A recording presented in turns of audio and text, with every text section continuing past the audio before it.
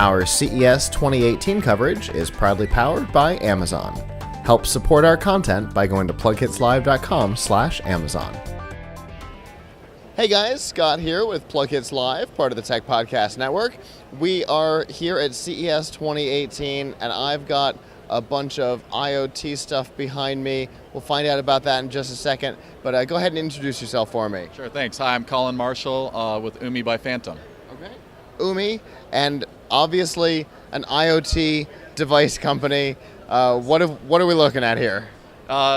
Exactly, you are looking at IoT, but we really don't like to use that term too much because it's a little bit complicated for most people to comprehend that are outside of the world of IoT here. So what we have here is smart home for what we say everyone else. And what I mean by that is maybe not necessarily the early adopter crowd, but your average consumer that's looking for a smart home system. Okay. That makes sense. We know that the smart home realm has been a little difficult to get into. It's difficult to use sometimes, and the interaction is always on touchscreen, which is not necessarily ideal.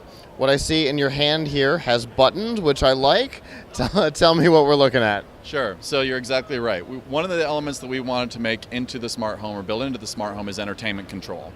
So in a touch screen environment, when you're trying to control entertainment, that doesn't always work so great, right? Because you're looking here, but the control is down here. So we have the tactile controls that they can program to control their entertainment. Even Gene Roddenberry on Star Trek knew that you were going to have physical buttons sometimes. Somewhere. He still had them, that's right. Absolutely. So what all do we have the ability to do with this pad that's in your hand? Well, this is actually your in-home, whole-home controller. So we went about this a little bit differently. But the real thing that makes UMI unique is that it's not just your controller, but this is how you set up your entire smart home system. That's because on the back of this device is a little orange dot. Every one of our devices for the smart home, whether it's a sensor or a control device, also has the orange dot. Okay. So literally connect the dots and then you're ready to go with your system. That's it. That's how you pair.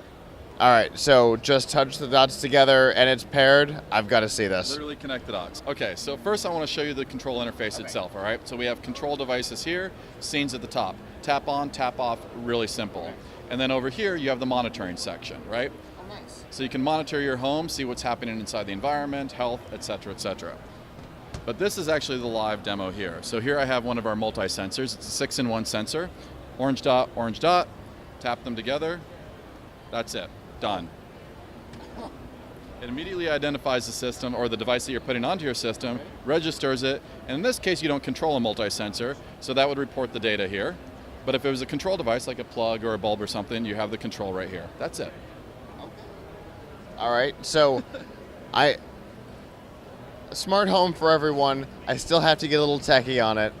I'm guessing NFC is what we're using, and it's going to pass the ID of the thing in, and do all of the pairing process? Right. That's right, exactly. So when you do a typical pairing process, you're passing critical data from the device to the hub, right, to your gateway. So it can interpret that, it has the AES encryption and all of that. We're taking care of that through this NFC process, and you're right, it is NFC. But connect the dots and that's it. All that device information is passed, it's communicated to the gateway puts it onto your system. That's the techie side of it. All right. Is there any limit to how many of your devices I can pair into my system? So we actually use Z-Wave as the underlying communication protocol. So, we didn't even need to mention Z-Wave until now, but you're restricted by what Z-Wave can do. So it's over 200 devices. So it's a pretty sizable home. Right. But beyond Z-Wave, you're able to add additional devices that we don't necessarily make. So some popular ones like Nest, Philips Hue, you can just add to the system by pushing the button, selecting device, and you're good to go. And of course, voice is one of the popular integrations of now. So Amazon Alexa, no problem. Add Amazon Alexa, open up the smart home skill, and whatever you've named your devices, you just say, Alexa, turn off the living room lamp, and she'll turn it off for you. Okay, so during the pairing process, you give the device a name. My guess is you put it in a room that also has a name. Exactly. In fact, that's all you need to do. So once the device is recognized, you just add it to the room, and then you name the device whatever you want to name it. That obviously can't get much easier than that unless I can read your mind. We're working on that. That's next. Okay. So how much of this is available now? What's coming soon? Sure. Well, this is all pretty much everything you see here is available now, with the exception of the one thing that we're debuting at CES this year, which is the touch switch module. Now this is something that maybe is more for an installer or an integrator, but it's a really elegant solution because it's also a scene controller and something that looks like a traditional wall switch. So you can dim on, dim off, and then you can use a swipe of the hand to trigger a scene. And I imagine it pairs into the system the same way? But it still pairs in the system the same way. Tap and touch, that's it. That is the best.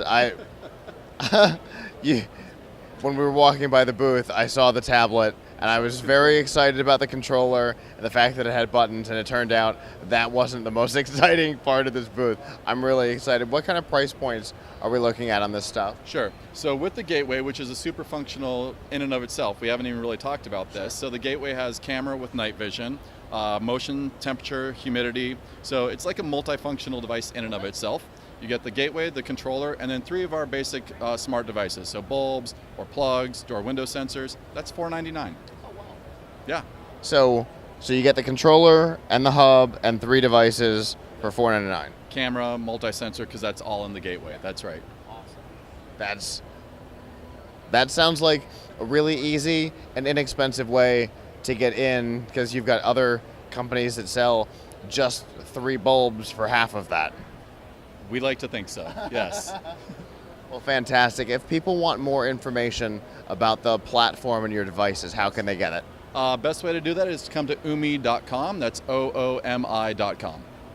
Fantastic. Well, I appreciate you taking the time to talk to me today. Thank you. I really appreciate it. For continuing CES 2018 coverage, stay tuned to pluckitslive.com/CES.